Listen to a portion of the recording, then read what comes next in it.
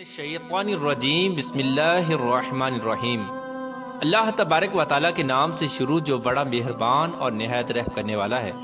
اللہ تبارک و تعالیٰ قرآن پاک میں ارشاد فرماتا ہے کل نفس ذائقۃ الموت، کہ ہر جان نے موت کا ذائقہ چکھنا ہے، یعنی کائنات کے ہر جاندار کے لیے اللہ تبارک و تعالیٰ نے موت کا وقت اور جگہ مقرر کر رکھی ہے۔ اللہ تبارک و تعالیٰ کے اس حکم سے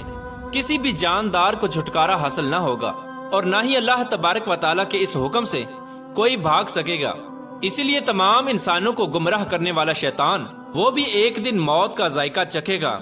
لیکن سوال یہ پیدا ہوتا ہے کہ وہ دن کون سا ہوگا اور کون ابلیس کو موت دے گا، اور کیا شیطان کو نزع کے عالم میں تکلیف ہوگی، اور شیطان مردود کی قبر کہاں بنائی جائے گی، اور شیطان مردود کتنا عرصہ تک موت کی نیند سوتا رہے گا، اور شیطان کی روح کون قبض کرے گا، اور شیطان کو نزع کے وقت کتنی زیادہ تکلیف ہوگی، اور شیطان کی روح کس دردناک طریقے سے قبض کی جائے گی۔ پیارے دوستو، ان تمام تر سوالات کے جوابات قرآن و حدیث کی روشنی میں آج کی اس ویڈیو میں ہم آپ کے ساتھ شیئر کریں گے، لہٰذا آپ سے گزارش ہے کہ ہماری اس ویڈیو کو اینڈ تک ضرور دیکھیے گا۔ پیارے دوستو، اللہ تبارک و تعالیٰ نے قرآن پاک میں جو حکم ارشاد فرمایا ہے، اس حکم سے کوئی بھی نہیں بچ سکتا، یہاں تک کہ انبیاء کرام اور صحابہ کرام اور اس کائنات میں رہنے والی ہر ذی روح اللہ تبارک و تعالیٰ کے اس حکم کے تابع ہے، اور اسی حکم کے تحت ہر ذی روح کو موت کا ذائقہ چکھنا ہے، اور ہر انسان اور جانور نے اس وقت مقرر پر اس دنیا کو چھوڑ کر چلے جانا ہے۔ لیکن یہاں پر سوال یہ پیدا ہوتا ہے کہ تمام روئے زمین پر رہنے والے انسانوں کو گمراہ کرنے والا اور اللہ تبارک و تعالیٰ کی رحمت سے دودکارا ہوا شیطان اور اللہ تبارک و تعالیٰ کی راہ سے بھٹکانے والا شیطان، اس بدبخت کو کس طرح موت آئے گی، اور کس طرح یہ اللہ تبارک و تعالیٰ کی بارگاہ میں ذلیل و رسوا ہو کر حاضر ہوگا۔ پیارے دوستو، روایات میں آتا ہے کہ جب اللہ تبارک و تعالیٰ نے حضرت آدم علیہ السلام کو تخلیق فرمایا اور فرشتوں میں یہ اعلان کر دیا کہ میں زمین کے اندر اپنا خلیفہ بنانے والا ہوں، اور اللہ تبارک و تعالیٰ نے حضرت آدم علیہ السلام کی تخلیق کے بعد فرشتوں کو حکم دیا کہ وہ حضرت آدم علیہ السلام کو سجدہ کریں۔ اس حکم کے اندر شیطان بھی شامل تھا، لیکن تمام فرشتوں نے اللہ تبارک و تعالیٰ کے حکم کے مطابق حضرت آدم علیہ السلام کو سجدہ کیا، لیکن شیطان مردود نے حضرت آدم علیہ السلام کو سجدہ کرنے سے انکار کر دیا۔ تو شیطان کی اس نافرمانی کی وجہ سے اللہ تبارک و تعالیٰ نے شیطان مردود کو جنت سے نکال دیا، اور ہمیشہ ہمیشہ کی ذلت اور رسوائی کو اس کا مقدر بنا دیا۔ تو اس وقت شیطان مردود نے اللہ تبارک و تعالیٰ کی بارگاہ سے قیامت تک کی مہلت مانگی، لیکن اللہ تبارک و تعالیٰ نے شیطان مردود کو جو اس نے عبادات و ریاضات کی تھی اس کے بدلے میں ایک وقت مقرر تک مہلت عطا فرما دی، جیسا کہ اللہ تبارک و تعالیٰ قرآن پاک کی سورہ حجر میں ارشاد فرماتا ہے۔ اس نے کہا کہ اے میرے پروردگار،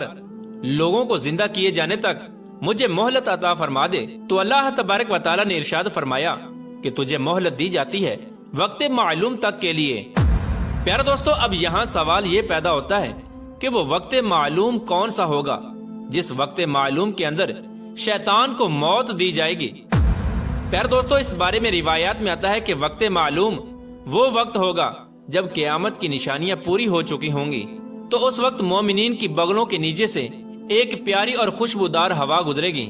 جس کی وجہ سے روئے زمین پر رہنے والے تمام مومنین اور ایمان والے وفات پا جائیں گے، اور کافر اور مشرک روئے زمین پر باقی رہ جائیں گے۔ مومنین کے وفات کے بعد 40 سال کا عرصہ یوں ہی گزر جائے گا۔ اس عرصے کے دوران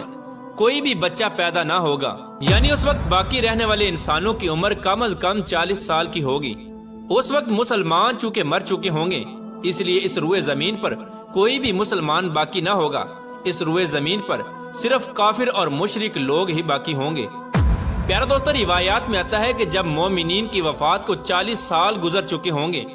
تو اس وقت اللہ تبارک و تعالی حضرت اسرافیل علیہ السلام کو سور پھونکنے کا حکم دے گا۔ تو حضرت اسرافیل علیہ السلام اللہ تبارک و تعالی کے حکم کے مطابق پہلا سور پھونکیں گے، جسے نفخہ اولیٰ بھی کہتے ہیں۔ شروع میں اس سور کی آواز نہایت ہی کم ہوگی، اور لوگ اس آواز کو کان لگا کر سنیں گے، اور پھر یہ آواز اللہ تبارک و تعالی کے حکم کے مطابق آہستہ آہستہ بڑھتی چلی جائے گی، یہاں تک کہ اس آواز کی ہولناکی کی وجہ سے لوگوں کے کانوں کے پردے پھٹنے شروع ہو جائیں گے۔ اس آواز کی ہولناکی کی وجہ سے उन लोगों के नथनों से पीप बहना शुरू हो जाएगी और लोग पै दर पै मरना शुरू हो जाएंगे। उस वक्त इंसान, जिन्नात और फरिश्ते, यहाँ तक के सब मर जाएंगे। प्यारे दोस्तों, ये वो वक्त होगा जब पूरी दुनिया को गुमराह करने वाला और लोगों को अल्लाह तबारक व तआला की राह से दूर करने वाला शैतान मरदूद खुद भी मौत का जायका चखेगा और उस वक्त इस शैतान मरदूद को मौत आएगी। इस तरह जब इस कायनात के तमाम लोग मर जाएंगे तो इसके 40 साल बाद हजरत इसराफील अलैहिस्सलाम दोबारा सूर फूंकेंगे। इस सूर के बाद अल्लाह तबारक व तआला के हुक्म से तमाम मुर्दे जिंदा हो जाएंगे और क़यामत कायम हो जाएगी और मीजान लगाया जाएगा। यानी जब पहला सूर फूंका जाएगा तो उस वक्त इबलीस को मौत आ जाएगी और जब दूसरा सूर फूंका जाएगा तो पहले और दूसरे सूर के माबैन 40 साल का अरसा है। इस 40 साल के अरसे के दौरान शैतान मौत की नींद सोता रहेगा और 40 साल के बाद क़यामत के दिन इसको दोबारा उठाया जाएगा। प्यारे दोस्तों, अब बात करते हैं कि मौत के वक्त शैतान की रूह कौन कब्ज करेगा और ये 40 साल मुर्दा हालत में किस जगह पर गुजारेगा और इसकी कब्र कहां पर बनाई जाएगी। इसके बारे में रिवायात में आता है कि हजरत काब बिन अहबार रदियल्लाहु ताला अन्हु बयान करते हैं कि जब अबुल बशर हजरत आदम अलैहिस्सलाम की वफात का वक्त करीब आया तो उस वक्त हजरत आदम अलैहिस्सलाम निहायत ही गमगीन हो गए और अल्लाह तबारक व तआला की बारगाह में अर्ज करने लगे, या रब्बुल आलमीन, मेरी मौत की वजह से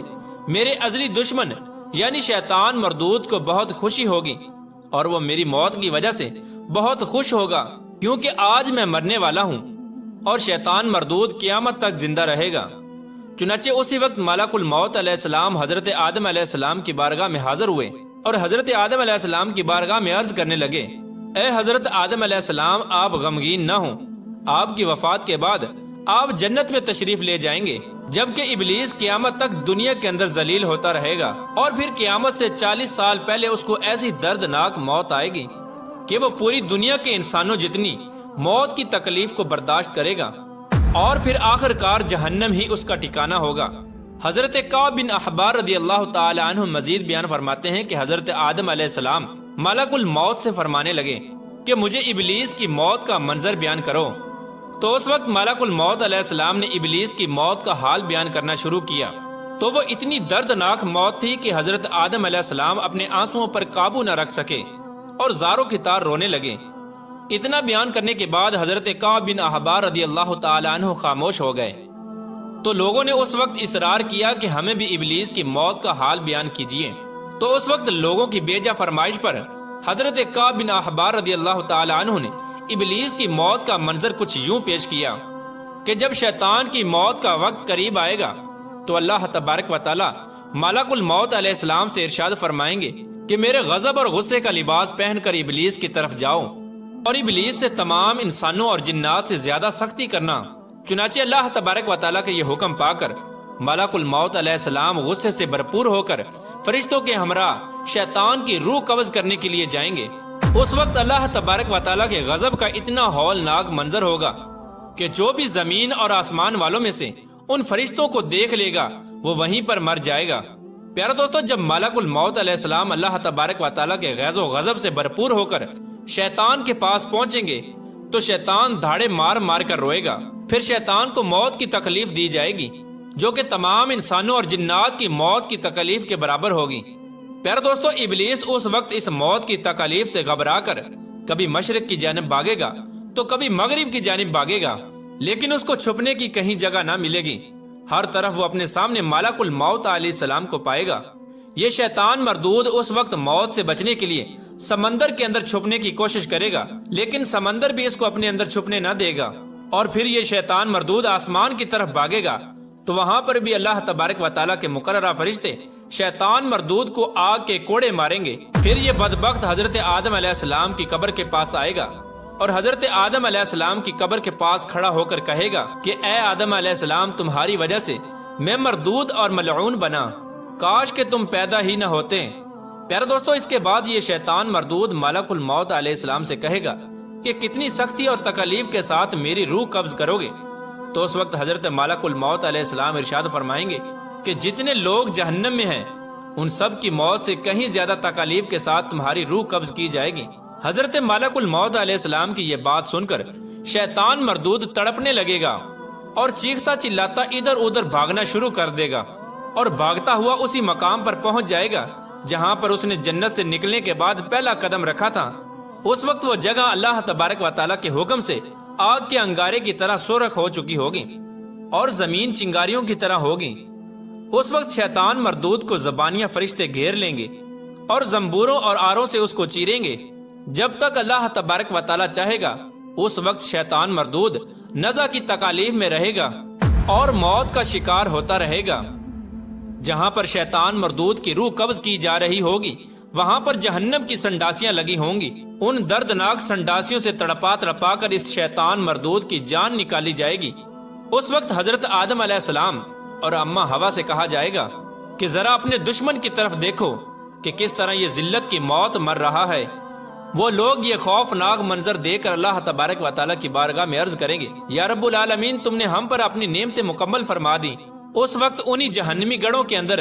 شیطان ابلیس 40 سال تک مردہ حالت میں رہے گا اور وہیں پر شیطان مردود کی قبر بنائی جائے گی۔ پیارے دوستو، اس طرح اللہ تبارک و تعالیٰ شیطان مردود کو دنیا کی سب سے عبرت ناک موت عطا فرمائے گا اور تمام روئے زمین پر رہنے والے انسانوں کی موت کی تکلیف کے برابر شیطان مردود کو موت کی تکلیف دی جائے گی، اور اس طرح یہ شیطان مردود تڑپ تڑپ کر مرے گا اور دنیا کے لیے عبرت کا نشان بن جائے گا۔ اللہ تبارک و تعالیٰ سے دعا ہے کہ اللہ تبارک و تعالیٰ شیطان مردود سے ہمیں نجات عطا فرمائے اور اپنے پیارے حبیب صلی اللہ تعالی علیہ وآلہ وسلم کے صدقے ہمیں نفس و شیطان کے شر سے محفوظ رکھے اور اپنے تمام تر احکامات کے مطابق زندگی گزارنے کی توفیق عطا فرمائے اور حضور صلی اللہ تعالی علیہ وآلہ وسلم کی محبت کے اندر جینا مرنا نصیب فرمائے۔